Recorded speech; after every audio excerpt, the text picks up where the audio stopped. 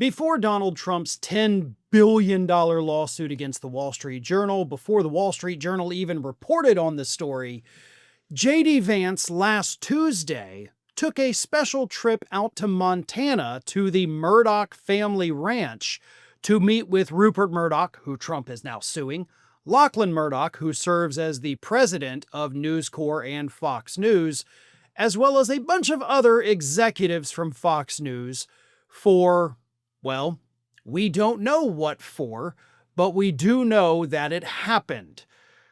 The Vice President of the United States flew to Montana secretly to meet with the man that Donald Trump would sue 3 days later at a time when, according to other reports, the administration was desperately trying to get the Wall Street Journal to kill the Epstein story that they released on Thursday evening.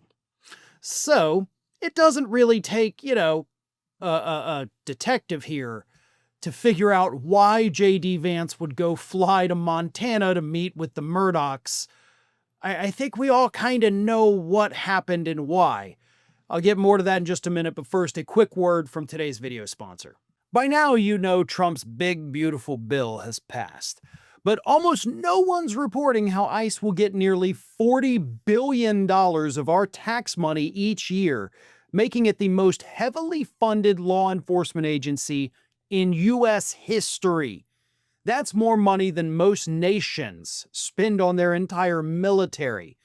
So much of our media is either missing the worst of this bill or twisting the language so you think it's all in your best interest. But we've seen the ICE raids ramping up. Now Trump's openly threatening to deport U.S. citizens. This should be the biggest story in America, yet it's buried. Making ground news essential right now is what all of this is doing. They're the only tool I've found exposing these blind spots in the media. By gathering the world's news in one place, organizing it by story, then analyzing just how far right and radical each unbiased source actually is, you get way more context than you ever would anywhere else. If we're being honest, we've seen Trump's power grabs throughout history. They said never again, and that means never again everywhere. And right now, it's happening here. So if you want to stay ahead on immigration, the economy, or simply finding the stories missing from your news feeds, Ground News has you covered. Their app and website is a smarter, more reliable way to stay informed at a time when MAGA is banking on us to stay distracted.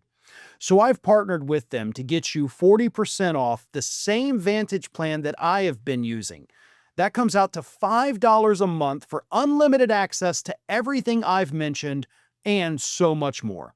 Just go to ground.news/Farron or scan the QR code to subscribe.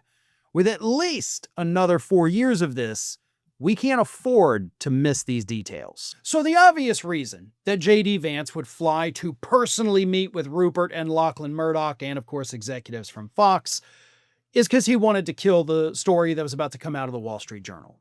Again, I don't think anybody looking at this objectively thinks that there was another possible reason for Vance to go out there, but maybe there was, right? So let's go over a couple of the other possibilities. One of the possibilities is that Vice President Vance also serves as the chair of the Finance Committee for the Republican National Committee. The Lachlan and Rupert together, by the way, worth tens of billions, so maybe he was raising money for the Republican Party. At a time when his boss, Donald Trump, repeatedly trashes Murdoch and the Wall Street Journal, even before the lawsuit and story, Trump had been attacking them. He'd been attacking Fox News, the pollsters at Fox News. So I don't know how likely it is that Vance was just flying out there to say, hey, man, I know my boss is like really beating the crap out of you. Could you give us some money? Right? Like that, I don't know. That probably would not have been a worthwhile trip to make. That could have been a phone call. So the other possibility is, well,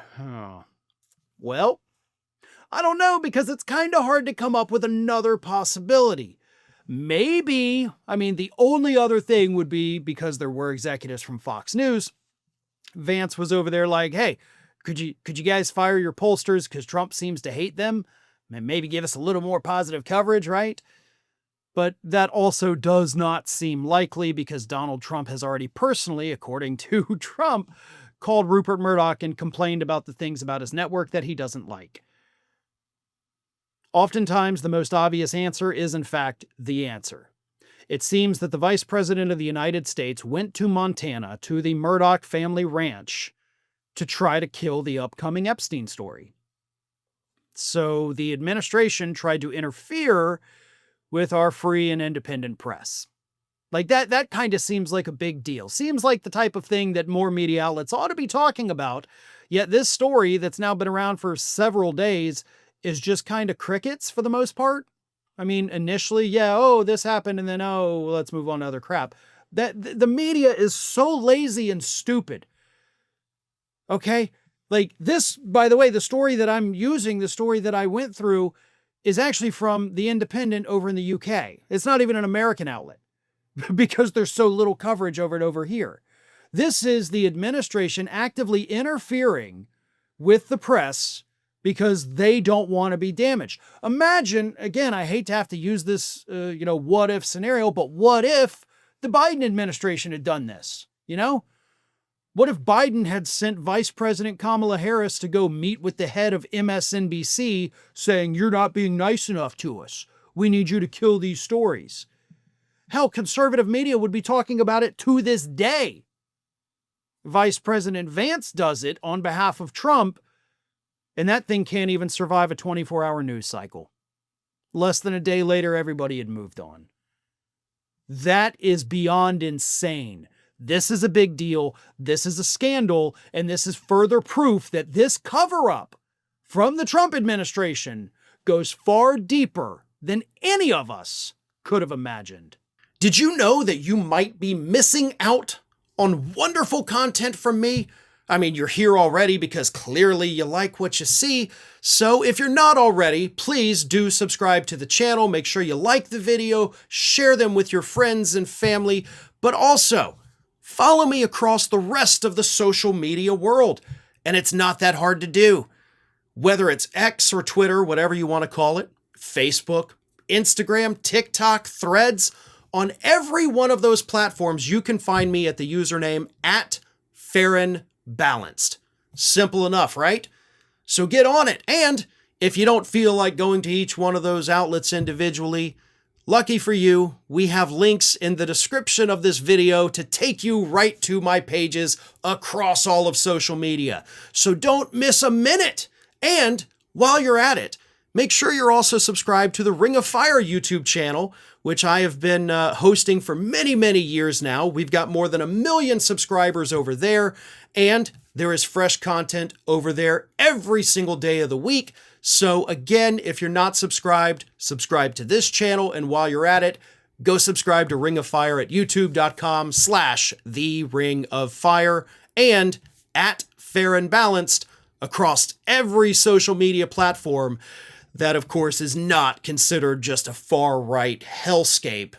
Well, maybe Twitter is, but that's a story for a different day.